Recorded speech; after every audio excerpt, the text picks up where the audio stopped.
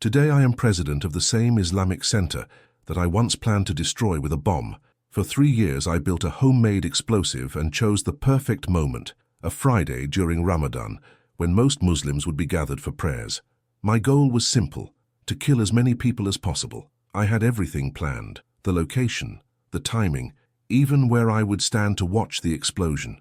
I knew I would be caught, but I didn't care. In fact, I wanted to die in that attack. But then something completely unexpected happened. An innocent question from a 7-year-old child destroyed years of hatred in seconds. 5 simple words that forced me to face a devastating truth about myself, a truth that almost killed me before saving me completely. My name is Richard McKenna, but everyone calls me Mac. I'm 57 years old and from the United States. I am a war veteran who served for 25 years as a Marine. I fought in Afghanistan, Iraq, and other conflicts around the world. Today I am retired due to military disability. Before continuing with my testimony, write in the comments where you are watching from. I want to know what countries my story is reaching. But for you to understand how I reached this point of extreme hatred, I need to go back to the beginning. And there's something about my childhood that you won't believe, something that completely shaped who I would become, but in a way no one expected. I grew up in absolute poverty in Cincinnati, in a neighborhood where I was practically the only white boy. My family lived on food stamps. We were what they called a welfare family. I lived with my grandparents who came from the mountains of Kentucky, and my grandfather, well, he had very specific ideas about people of other races. But here's what's ironic. Growing up hearing that prejudice made me completely reject racism. My best friends were black. I played ball with black boys. That was my reality. My grandfather's ideas seemed completely absurd to me.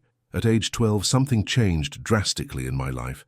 I went to live with my father, and that's when I first saw how the thirst for power can consume a man. But what he unintentionally taught me would become the foundation of the hatred that almost destroyed me years later.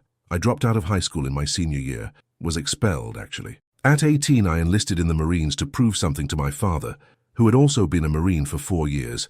But what happened to me in military service went far beyond anything he had experienced. In the Marines, I found something I had never felt before, absolute purpose. It wasn't just about serving my country. I literally began to worship America. The American flag became my cross, my religion. I believed so strongly in American values that any different culture automatically seemed inferior to me. And there's something crucial you need to understand about how the military mind works. They don't teach hatred directly, that's a myth. But the environment, the situations, the things you see, that gradually shape something inside you piece by piece. When the Twin Towers fell on September 11, 2001, I was more than ready for war. I was thirsty for it. I was deployed first to Afghanistan, then to Iraq, and then to other conflicts I can't even mention here. But there's something that happened during a mission in Bosnia that will explain exactly how the purest hatred can grow inside a person. Something involving a young interpreter named Sarah who was Muslim. She was sweet, took care of our team, risked her life for us daily. One day my colleagues asked me if I liked her. My answer will shock you, because it shows how hatred can coexist with respect. I said, yes, she's good people, but when the time comes, she'll still have to die, preferably with a bullet to the back of the head given by me personally. This wasn't hatred for Sarah as a person, it was hatred for her belief. And this hatred was growing inside me like a vital organ, something that literally kept me alive. In Bosnia, I had an interpreter named Sarah. She was Muslim by birth, young, sweet, and took incredibly good care of our team. We developed what I thought was a real friendship. She constantly risked her life for us, protected us, guided us through dangerous territories. You need to understand something about Bosnia. Even though it's one country, there are Serbian villages scattered everywhere, which created constant tensions. Sarah accompanied us to these hostile places where I could feel the danger in the air. One day in a Serbian village, I was meeting with a local police chief. Sarah was translating our conversation, but I could tell from her body language that something was wrong. The man was saying more things than she was translating to me. I asked if everything was okay, and she said he was making disrespectful comments. Immediately, I stood up with my M4 pointed directly at him and told Sarah to translate word for word. If you don't have anything nice to say, shut your mouth. The man leaned back in his chair, startled. I protected Sarah because she was my interpreter, just like I protected all my soldiers. But here comes the part that shows how pure hatred can coexist with personal respect. Weeks later, some sergeant friends of mine commented on my hatred for Muslims and asked, "What about Sarah? You like her, don't you?" My response was, "Yes, she's good people, but when the time comes, she'll still have to die. Hopefully I'll be there to do it personally, with a bullet to the back of the head." This is pure hatred, not for the person, but for the belief. Sarah never did me any harm, sacrificed herself for our safety repeatedly, but I would still plan to execute her just for being Muslim. This hatred had literally become another organ in my body. It kept me alive, gave me purpose, and it was growing with each mission. So that hatred continued growing mission after mission, until in Iraq an explosion hit me directly. It was enough to leave me injured enough for a forced medical retirement. After 25 years of military career, a quarter century of my life, they were sending me home. I was absolutely furious. I didn't want to leave. When I woke up in the military hospital with doctors from the Veterans Department beside me, they asked me about my plans after my military career. I looked at them and said, "What do you mean after? I'm going back to Iraq." They were confused. "Why do you want to go back, soldier? You've done your time, done your duty, survived when others didn't survive." And then I said something that completely changed the direction of the conversation. "I'm going back because I'm not done killing Muslims yet." If I wasn't being discharged before that answer, after it, I definitely was. Within hours, special military psychiatrists appeared to evaluate me. They wanted to know how I was feeling, if I had violent tendencies, if it was safe to release me to civilian society.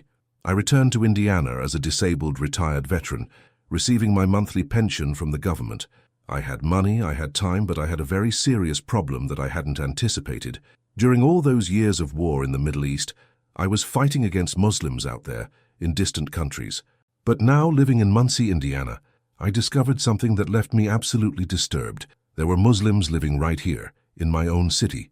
They were everywhere, at Walmart, at the supermarket, on the streets, and this ate away at me inside daily. Less than a year ago, these people were my direct enemies, shooting at me. Now I had to see them every day, living their normal lives, while I boiled with rage inside.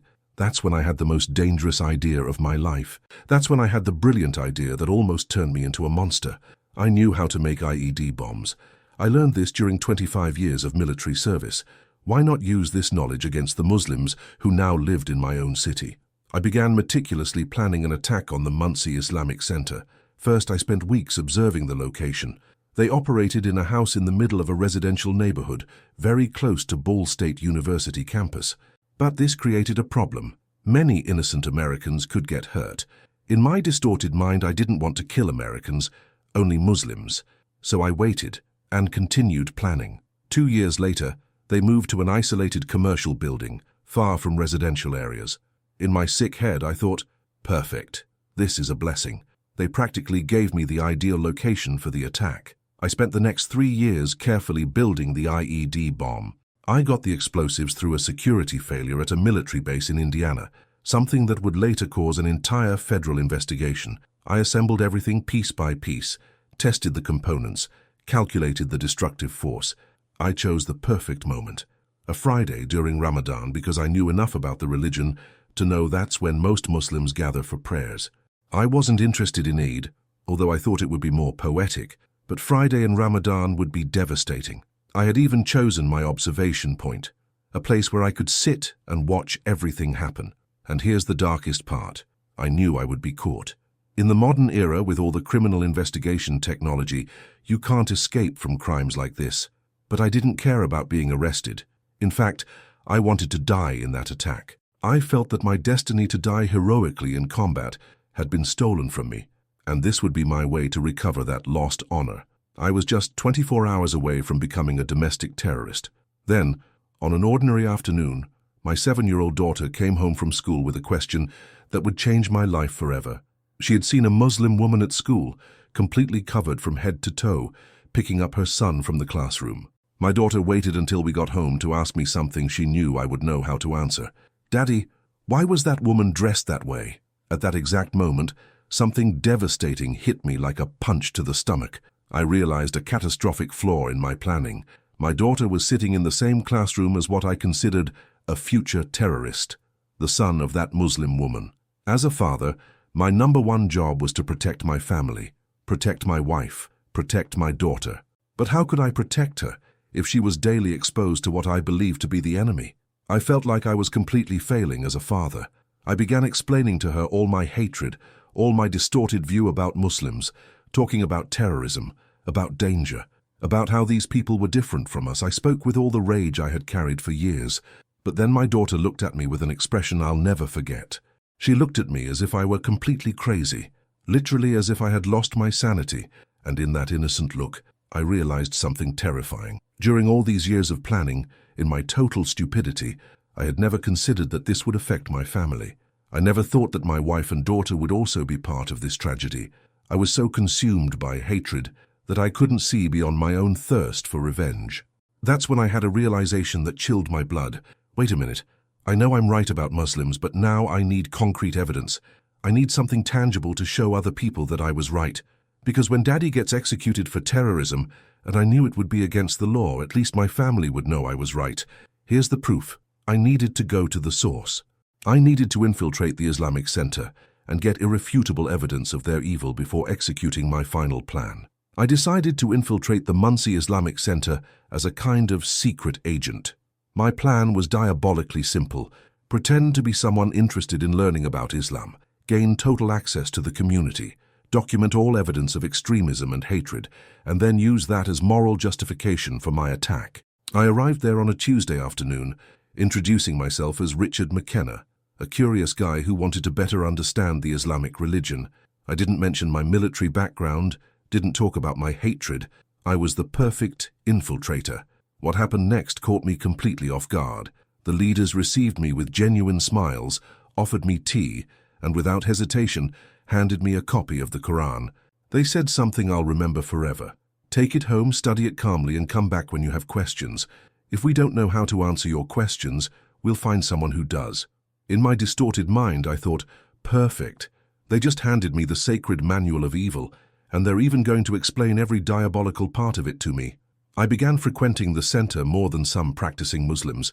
I was invited to family dinners, met dozens of people, participated in discussions about religion, and most importantly, I began studying the Quran like I had never studied any book in my life. After all, my entire life depended on finding solid evidence of Islamic evil in that book. But you won't believe what happened during those weeks of investigation. The more I read the Quran, the more I found guidance on how to treat people well, how to be a good brother, how to live in harmony, how to care for the needy, how to be just and compassionate. At the same time, I began to remember the soldiers who had fought against me in Afghanistan and Iraq. They did exactly everything the Quran prohibited: unnecessary violence, disrespect, cruelty.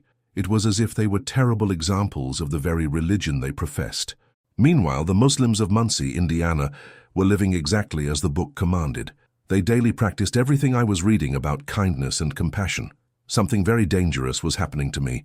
I was beginning to question everything I believed. Weeks passed and I was living an impossible contradiction. During the day, I studied the Quran, desperately searching for verses that would justify my hatred. During the night, I continued perfecting my bomb, testing components, planning the massacre. But the more I read, the more I found things that completely confused me. The Quran spoke about respectful treatment between neighbors, about protecting the innocent, about justice, about compassion for the needy. I told myself, this must be some kind of trick, some strategy to deceive the infidels. But when I found passages that seemed controversial, I would rush to question the brothers at the Islamic Center. They explained the historical context, showed me other translations, connected me with more experienced scholars. I didn't believe anything they said. After all, they were my enemies.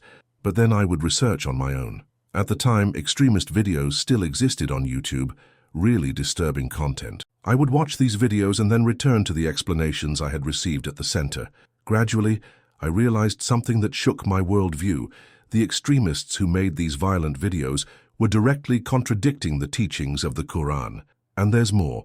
I remembered something crucial about the soldiers who fought against me in the Middle East. I saw them violating practically all Islamic rules within hours. They drank alcohol, mistreated civilians, disrespected women, lied constantly. Everything the Quran categorically prohibited. Meanwhile, the Muslims from Muncie that I knew were completely different. They cared for their families, helped needy neighbors, treated everyone with respect, rigorously followed the moral principles I was reading in the book. I began to understand a devastating truth. I had based all my hatred on bad examples of Islam, while completely ignoring the good examples that were right in front of me. It was like judging all of Christianity based only on the worst Christians you've ever met, or condemning all American patriotism because of some bad Americans. Then came the most impactful moment of my life. I was reading a specific passage from the Quran that literally destroyed years of hatred in seconds. If you kill one innocent person, it is as if you have killed all of humanity. If you save one life, it is as if you have saved all of humanity. That phrase changed everything. That verse hit me like lightning. If you kill one innocent person, it is as if you have killed all of humanity. I stared at those words for hours, trying to process what they really meant. Mathematically, it made no sense at all.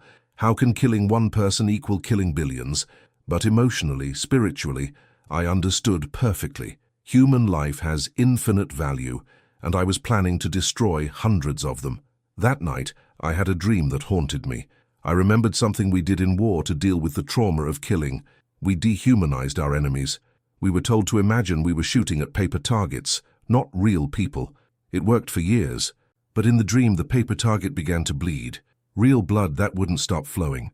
When I went to check, I wiped the blood, but it kept gushing. At that moment, I knew that all the people I had wounded or killed were coming back to haunt me. I woke up in a cold sweat, realizing I needed to do something drastic about my life before ending up committed to an asylum. 2 weeks later, on a Friday after prayers, I sought out the older brothers at the Islamic Center.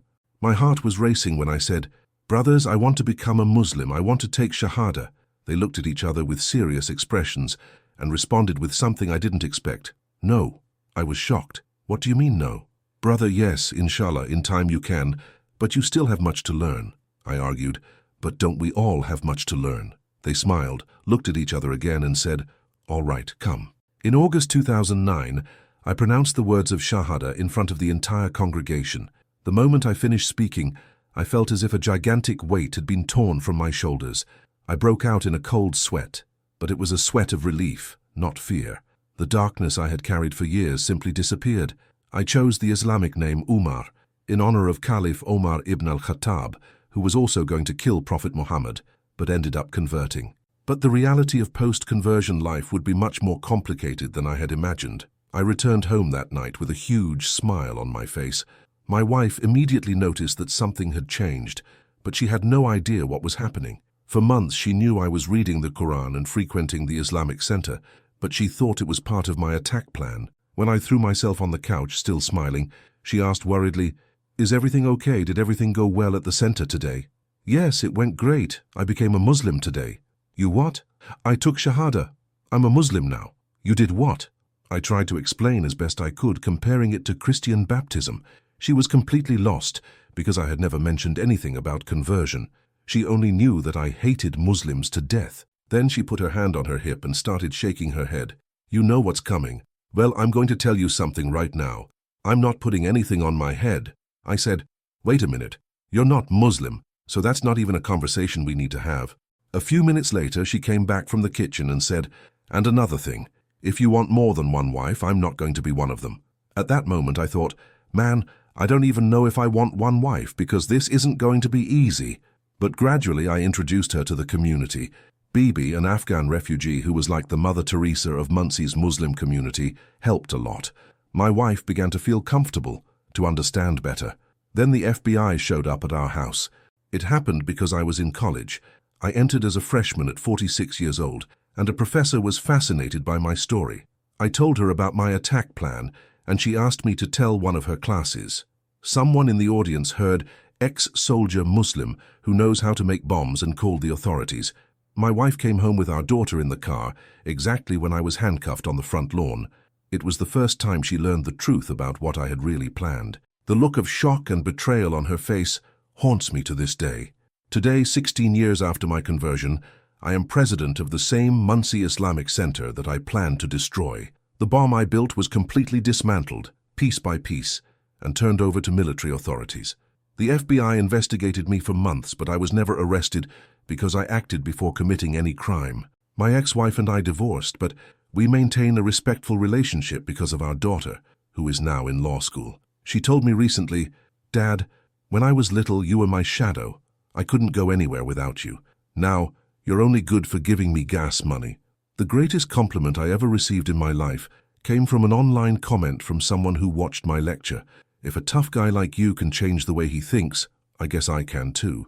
That phrase sums it all up. My mission today is to show that the deepest hatred can be overcome through knowledge and direct experience. No matter how dark the place you find yourself in, transformation is possible. I travel across the country telling this story at universities, community centers, churches, mosques. Whenever someone asks me what's the best way to combat prejudice, I answer, character. It's not words that convince people, it's your actions. Today I understand that I was chosen to go through this dark journey, so I could help others get out of it. Allah kept me alive through decades of war, guided me away from terrorism, and gave me a second chance to make a difference in the world. Sometimes all a person needs is the right question from a child to change the course of an entire life. If this story touched you in any way, please share this video in your groups and social networks. Send it to friends who might be struggling with prejudices or hatred. Someone you know might need to hear that redemption is possible. And in the comments, tell me, what prejudgments have you changed in your lives? What experiences made you see the world differently? I want to read every story because every transformation matters. Thank you for listening to me. May Allah bless you, and remember, it's never too late to change.